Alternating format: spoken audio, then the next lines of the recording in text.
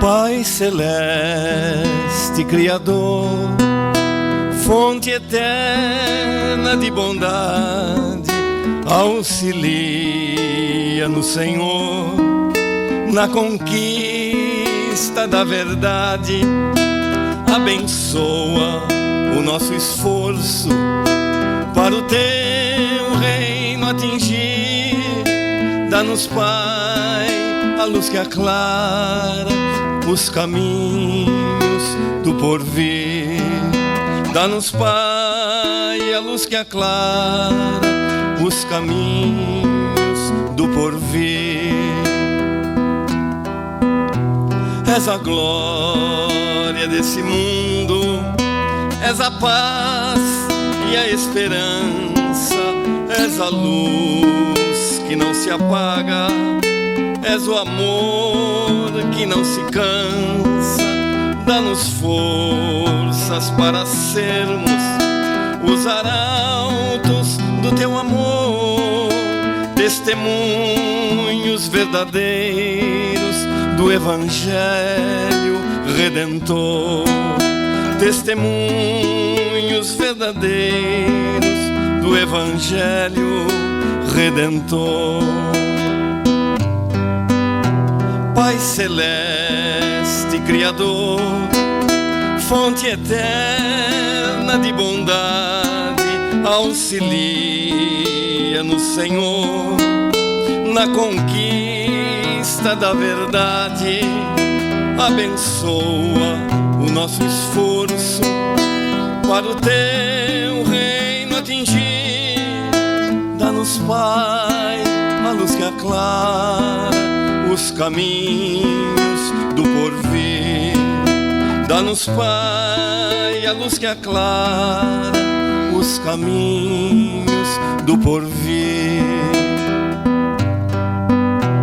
És a glória desse mundo, és a paz e a esperança, és a luz que não se apaga, és o amor que não se cansa. Dá-nos forças para sermos os arautos do teu amor, testemunhos verdadeiros do Evangelho Redentor. Testemunhos verdadeiros do Evangelho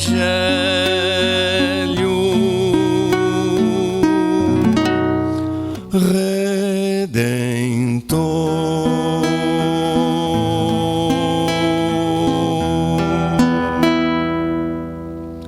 Convidamos agora o nosso irmão Aloísio para nos trazer os ensinamentos da noite e mais uma vez agradecemos. Obrigado, Aloísio, pela colaboração.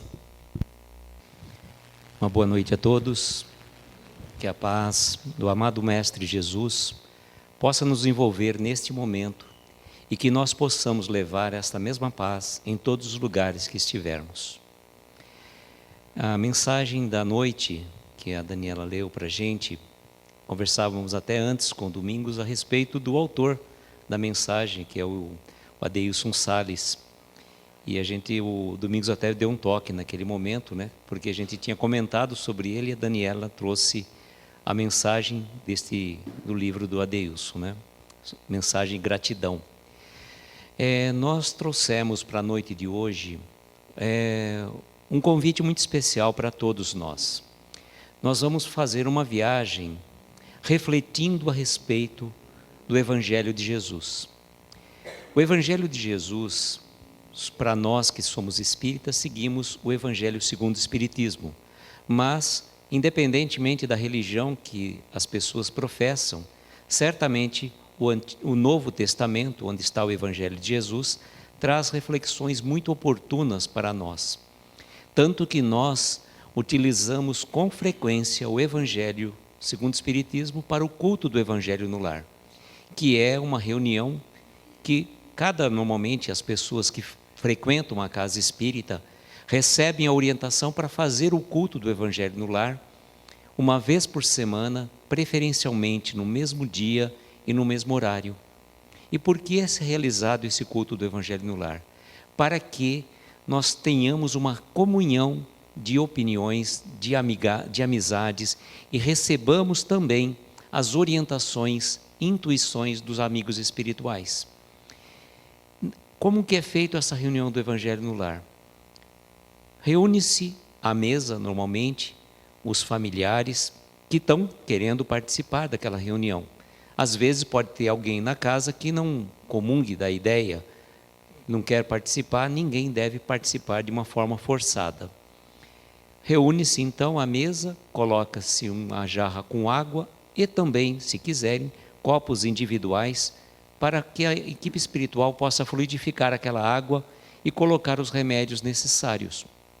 Além disso, abre-se com uma prece, normalmente por um dos participantes, uma prece simples, não precisa nada sofisticado. Também abre-se o Evangelho segundo o Espiritismo ao acaso ou sequencialmente, de acordo com o interesse que quisermos. E também livros de mensagens, como esse que a Daniela trouxe para nós, o Minuto de Sabedoria, Sinal Verde, são sempre mensagens que são abertas, entre aspas, ao acaso, e certamente vem sempre uma mensagem edificante para aquele momento que nós estamos participando. É uma reunião curta, de no máximo 15 a 20 minutos, e a gente sempre orienta que na reunião do Evangelho no Lar não pode haver qualquer manifestação de cunho espiritual. Assim, se alguém tem uma mediunidade ostensiva, não é para dar a passividade àquele irmão, e que recomenda-se que, nesse caso, frequente a casa espírita para esse tipo. Então, a reunião do Evangelho no Lar, ela se destina à reunião dos amigos, familiares, para que naquele momento recebamos as energias da espiritualidade. Contam os amigos espirituais que quando uma casa faz o Evangelho no Lar, as radiações emanam não só para aquela casa, mas também por todo o quarteirão. E se for num prédio, envolve todo o ambiente daquele prédio também, desde o térreo até o último andar.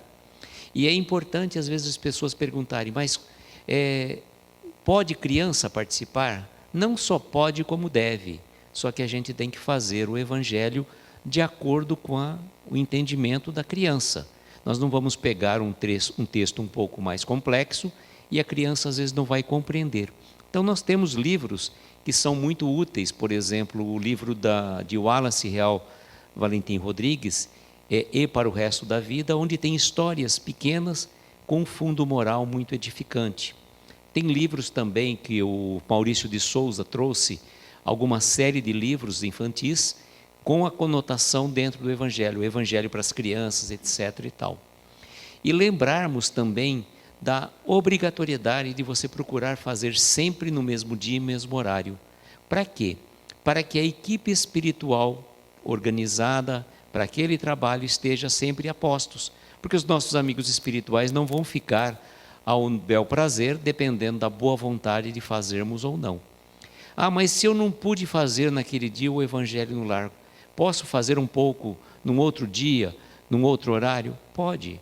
Se a pessoa às vezes precisar fazer, inclusive a gente até recomenda, que quando você está passando por um problema um pouco mais complicado na nossa vida, que nós procuramos fazer o Evangelho durante a semana inteira, a fim de que a gente possa estar sempre em sintonia e receber da espiritualidade toda a ajuda necessária.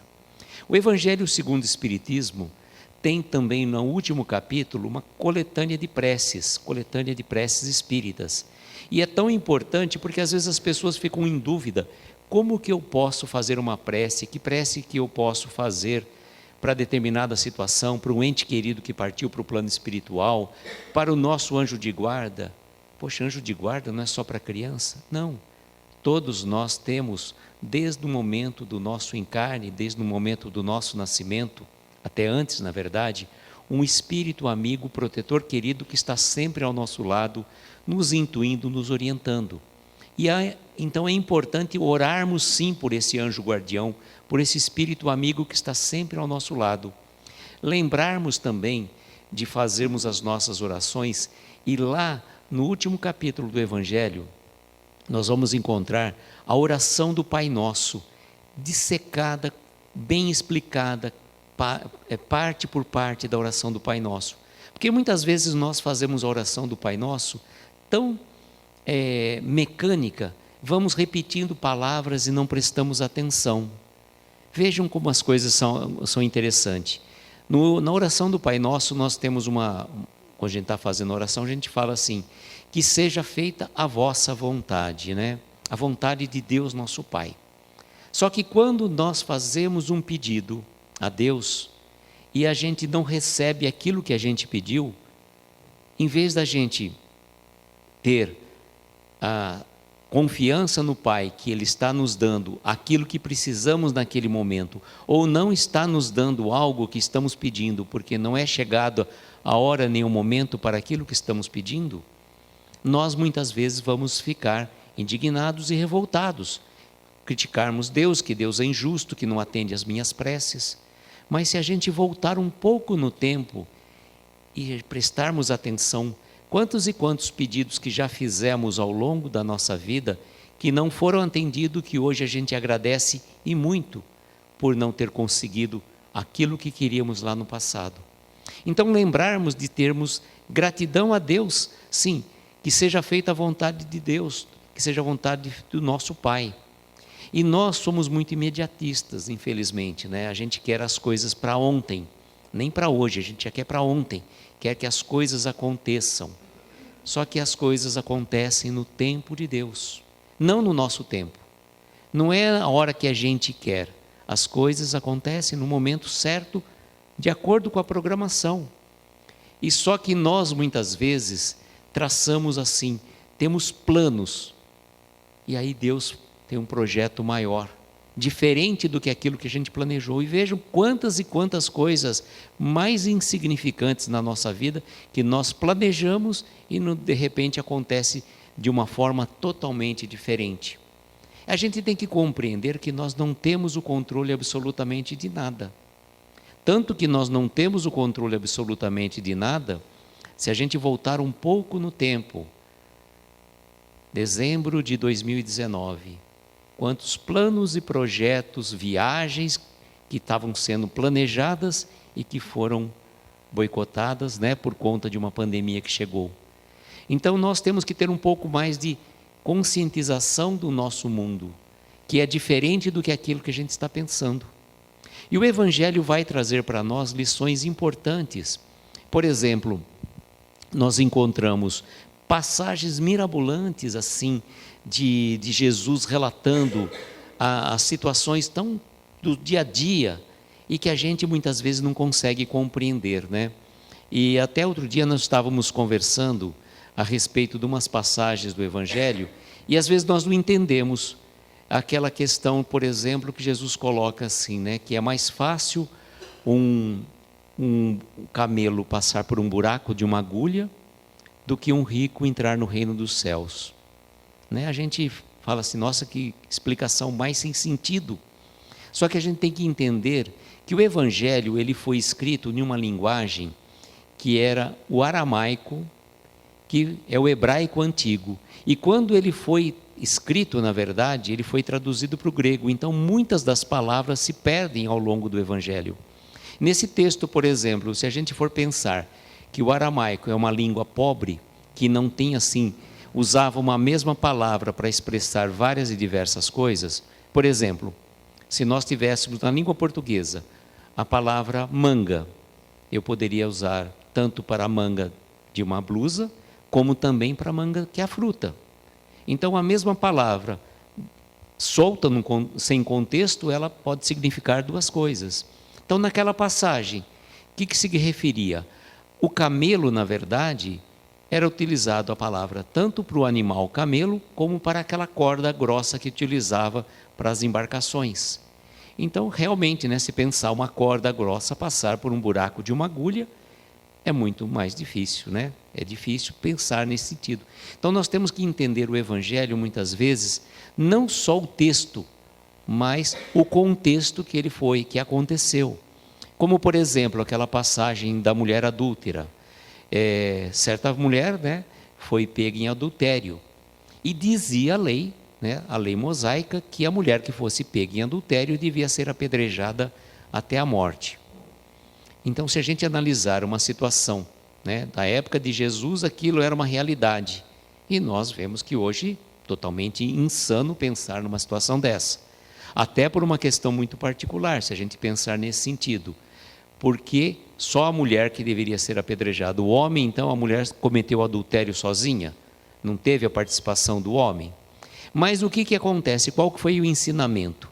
Os judeus queriam a todo momento testar Jesus. Eles queriam saber, ver até que ponto Jesus falava e exemplificava, fazia a ligação entre o que ele falava e o que ele exemplificava.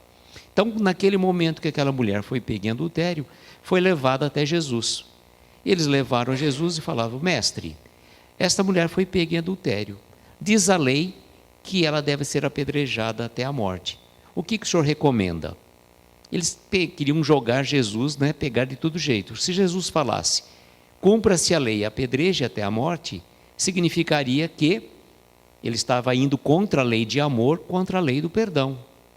E o que ele fez?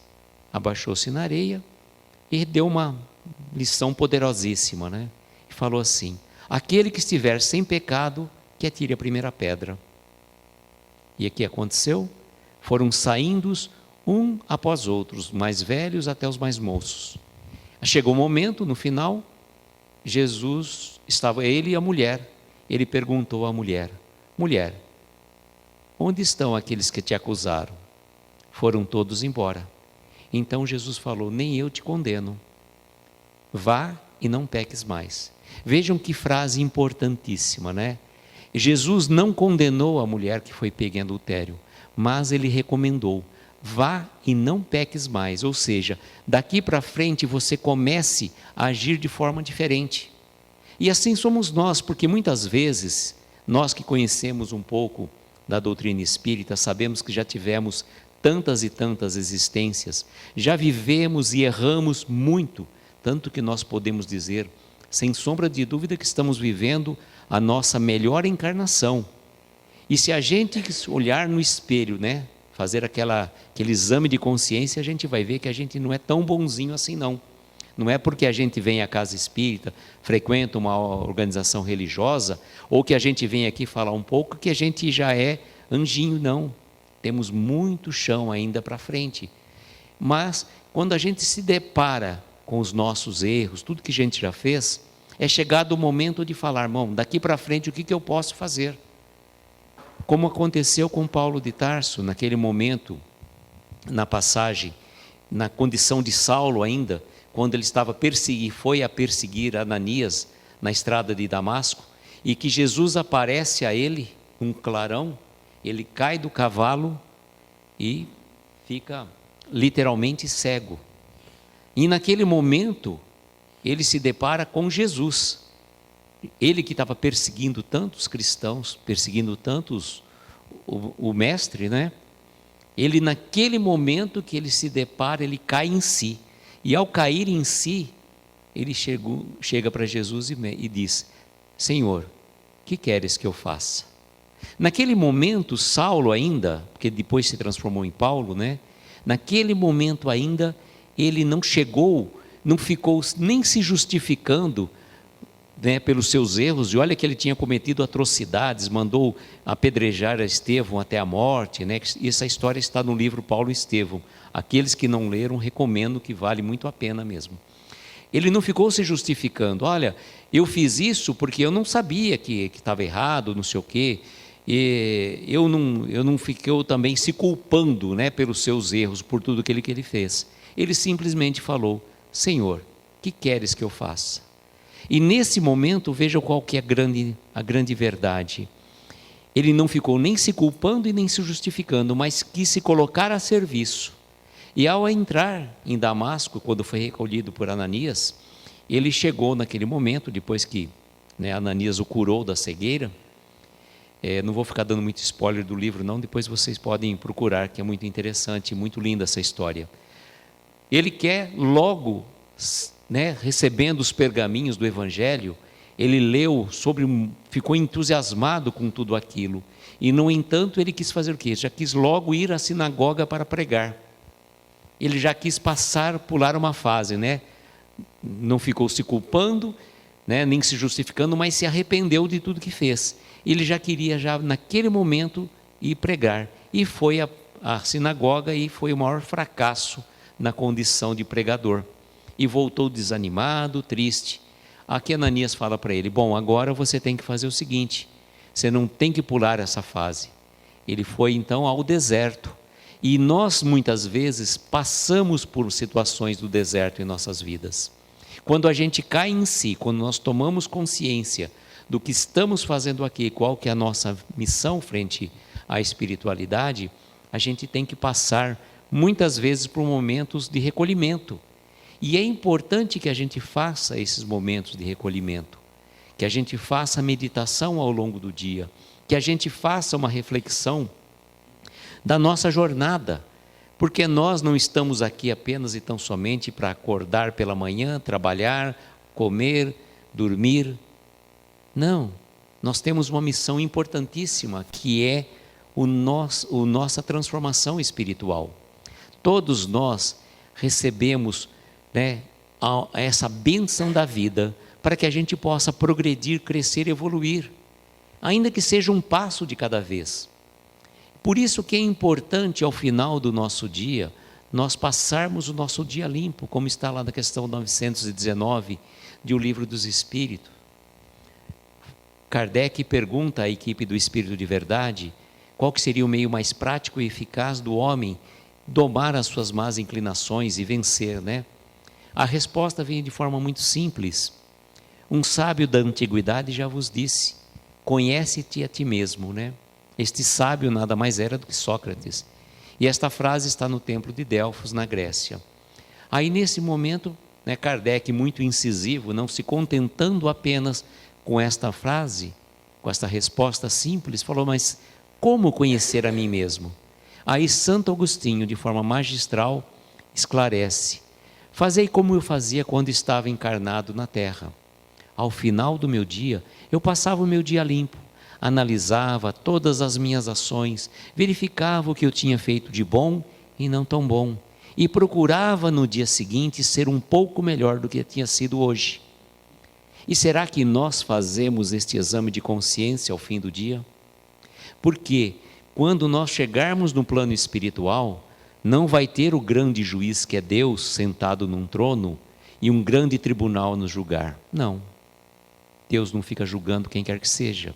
Quando nós chegarmos no plano espiritual e vamos nos deparar com a nossa realidade nua e crua, que nós vamos estar despidos de todas as nossas aparências que a gente fica cultivando ao longo da existência, nós vamos nos deparar frente a frente com nós mesmos.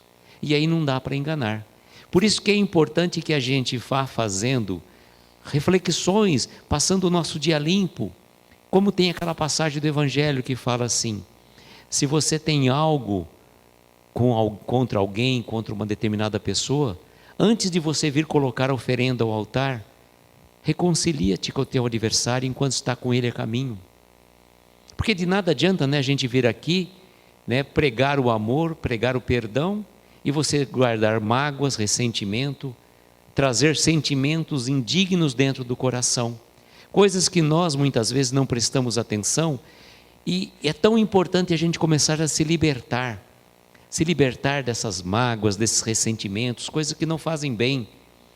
Eu estava ouvindo uma preleção do Dr. Alberto Almeida, e ele fez uma consideração interessante de uma passagem do Evangelho, quando Pedro chega para Jesus e fala assim: mestre, quantas vezes devo perdoar o meu irmão? Será até 7 vezes? Ao que Jesus responda: não, Pedro, não lhe digo até 7 vezes, mas até 70 vezes 7. E nessa passagem é interessante porque o número 7 existe dentro da linguagem judaica, é um número que tem uma explicação. Alguns números dentro do Evangelho têm uma conotação, uma explicação muito própria pelos números, né? Por isso que Pedro pergunta se seria 7 vezes. Ao que Jesus responde: não 7, mas até 70 vezes 7. E aí o Alberto Almeida, ele chega e coloca de uma forma muito, muito prática para a gente. O que é você perdoar 70 vezes 7? É uma pessoa que, por exemplo, às vezes te pergunta uma coisa uma vez, aí você te pergunta de novo, né? Principalmente as pessoas de mais idade, e às vezes nós não temos tanta paciência para com eles, né? Eles perguntam uma coisa, dali a pouco pergunta de novo, pergunta de novo, pergunta de novo, e aí quando chega na terceira, quarta vez, a gente já está explodindo, né? Então o Alberto Almeida fala que esse perdoar é mais ou menos dessa forma. Quando a pessoa te pergunta 10, 20, 30 vezes a mesma coisa, você tem a paciência e a tranquilidade de responder, sem brigar com a pessoa, sem perder a estribeira, né? Então são coisas tão simples do Evangelho que a gente pode colocar na nossa prática. Trabalhar a paciência, que às vezes fala assim, eu perdi a paciência. Pô, se a gente tivesse, a gente não tinha perdido, né? E tão importante como naquele próprio filme do Chico, né? Que fala da água da paciência, que muitas vezes nós temos vontade de responder de plano, né? Quando alguém já faz uma pergunta para a gente já fica irritado, a gente já quer responder logo, né? Então a gente tem que fazer o seguinte, respire, conte até 10, inclusive nas redes sociais, né? Cuidado com o que você está respondendo, a pessoa te manda uma coisa, você já vai respondendo de pronto, dê um tempo, deixa a poeira baixar, deixa a coisa acalmar-se, e vamos tomar cuidado, né? Vamos, né, filtrar aquilo que a gente vai falar. Eu estava até vendo uma coisa muito interessante, né? Que a pessoa fala assim, que quando você aprende a dizer tudo bem, a sua vida diz que dá 10 passos para frente. Em vez de você ficar discutindo muitas vezes com as pessoas, a gente, né, não precisa exatamente concordar com o que ela pensa, mas não fica batendo em ferro frio, não fica dando murro ponta de faca. A gente fica às vezes perdendo tanto tempo discutindo por picuinhas para querer fazer valer a nossa opinião, e coisas, às vezes a gente briga por tantas coisas tão insignificantes que vão ficar aí, lembrando que somos espíritos vivendo uma vida material, e a gente briga muitas vezes por coisas materiais, como aquela passagem do Evangelho daquele jovem rico, né? Que perguntou ao mestre, a Jesus, o que ele poderia fazer para ganhar vida eterna, né? E Jesus passa para ele, né? Segue os mandamentos, tal. Aí ele fala, né, que já está fazendo, seguia todos os mandamentos. Aí Jesus fala assim, então, dá tudo o que tem aos pobres e me segue. Mas ele ainda era muito apegado aos bens materiais. Então, ele, apesar de seguir todos os preceitos da lei, ele ainda era muito apegado às coisas materiais. E nós ainda, infelizmente, irmãos, somos muito apegados, não só às coisas, mas às pessoas. Devemos lembrar que as pessoas, né, as coisas são para ser utilizadas, não são para ser objeto de nos possuir. Aliás, certa vez participava de um curso e uma pessoa colocou de uma forma muito importante, que nós podemos possuir tudo, só não podemos ser possuídos por aquilo que temos, pois quando aquilo que temos nos possui, a gente se perde. E pelo contrário, quando nós temos as coisas e não somos possuídos por elas, não nos perderemos na encarnação. Vejam como é importante prestarmos atenção nessas coisas. Não se apegar também às pessoas. As pessoas estão vivendo conosco, não é meu filho, não é minha mulher, meu marido, não é nada nosso. Somos companheiros de uma jornada incrível. Hoje estão na condição de pais, de filhos, de esposa, de marido. Amanhã serão outras pessoas. Então é importante que a gente procure conviver com essas pessoas sem o apego, pois certamente um dia vão partir, e vão partir antes de nós, ou talvez nós partiremos antes, não sabemos. É importante a gente procurar conviver da melhor forma possível, né? Se aquela pessoa está tendo uma vivência contigo, é importante que a gente saiba que ninguém cai numa família por acaso, ninguém cai de paraquedas não, né? Até nas relações de adoção já existe uma programação espiritual para isso. E eu lembro até de uma passagem muito interessante, uma história que aconteceu com Chico, que certa mulher, né, vivia reclamando o tempo todo do seu marido. E chegava para o Chico e reclamava, ai Chico, eu não aguento mais meu marido, ele é assim, ele é assado. E o Chico, minha irmã, tolera, tenha tolerância para com ele. Ah, Chico, mas é difícil. Toda vez que ela encontrava o Chico, ela respondia, ela falava da mesma história, sempre reclamando do marido, sempre reclamando. E, Chico, meu marido, não, minha irmã, tolera, tenha paciência.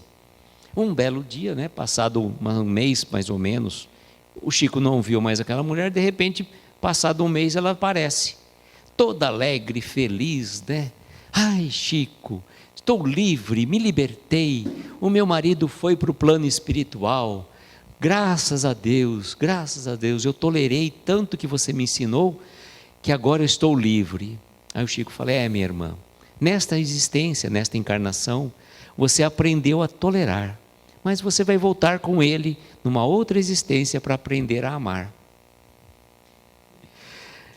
Então é assim, né? Muitas vezes a nossa vida, a gente fala assim, tolera, não, você tem que mudar, né? Vamos mudar, virar o disco, como a gente falava antigamente, né? Vamos começar a amar. E se você não consegue ainda perdoar aquela pessoa que você está convivendo por alguma situação do passado, ou dessa existência mesmo, a gente tem que procurar aprender a amar, dentro das nossas possibilidades, com a nossa pequenez espiritual ainda, sem muito apego, sem muita propriedade. Lembrarmos que estamos todos encarnados nessa jornada para nos auxiliar mutuamente. Uma vez até fiquei muito intrigado, porque às vezes as pessoas falam assim, olha, você vai lá na igreja, você vai lá no centro espírita, você pode orar por mim? Eu falava, nossa, que coisa engraçada, né? Por que as pessoas pedem para que o outro ore por ela? Por que ela não pode ser direto, né? Porque você não pode fazer a prece direta de você para com Deus, né? Sem intermediário, você não precisa de intermediário para orar. E até que veio uma explicação muito interessante, que nós somos tão caminhantes, né, de uma jornada, imaginamos que nós estivéssemos caminhando todos juntos, numa estrada lamacenta e para um caminho meio estreito. E a gente vai andando um do lado do outro, um na frente do outro, né? A gente vai andando. Chega num determinado momento, a gente acaba caindo, escorregando e cai no barranco abaixo. E o que a gente faz? A gente não consegue, porque a gente vai tentar subir, a gente escorrega. A gente vai tentar subir, escorrega. Aí a gente pede a mão para aquele irmão que está na nossa frente. E aquele irmão nos dá a mão e nos traz novamente para o caminho. Mas hoje, então, aquele irmão nos auxiliou. E ele nos auxiliou, e pode ser que um pouco mais à frente é ele que cai. E é ele que vai pedir para eu dar a mão a ele. Então, quando a gente pede, alguém pede para a gente orar por ela, porque ela está numa situação tão fragilizada que ela não consegue caminhar sozinha pelos próprios passos. E necessita, sim, das nossas preces, das nossas vibrações. E quando a gente ora todos juntos, a energia consegue realmente atingir a espiritualidade maior. E vejam como que é interessante. A oração não precisa ser pura e simplesmente, como eu estava dizendo, um Pai Nosso. A oração primordial, sem sombra de dúvida, mas o Pai Nosso falado e sentido, prestando atenção em cada das frases que nós estamos falando. Às vezes é importante, mais preferível que você chega numa situação de dificuldade e fala, Deus, meu Pai, me ajude, por favor, estou necessitado. A sua prece atinge realmente as esferas luminares, do que você ficar repetindo 10, 20, 30 Pai Nossos, repetindo palavras da boca para fora. Então a oração traz essa característica importantíssima para nós. E lembrarmos sempre, né, que à medida que nós vamos fazendo algo em prol do nosso semelhante, nós vamos estar recebendo. A gente vai estar recebendo tudo o que a gente precisa. E que bom que a gente pode estar fazendo algo em vez de estar necessitando que alguém nos faça, né? Amigos, eu gostaria então de desejar que essas reflexões possam trazer, né, uma mudança de posicionamento da nossa vida, que a gente passe, a partir de agora, não podemos mais alegar ignorância, né? Cada um de nós que está aqui nesta casa, não podia falar assim, eu não sabia que tinha que fazer o culto do Evangelho no lar, eu não sabia que tinha que fazer, ou passar o meu dia limpo, eu não sabia que tinha que perdoar aquela pessoa que me pergunta 10, 20 vezes a mesma coisa. Não, nós já sabemos. Então daqui para frente é colocar em prática.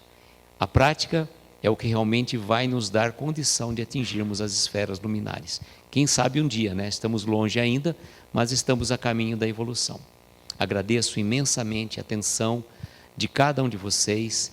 Desejo, como sempre, que nós tenhamos uma noite abençoada, de estrelas luminosas a amparar os nossos mais belos sonhos. Muita paz, muita luz, e que Jesus nos abençoe hoje e sempre.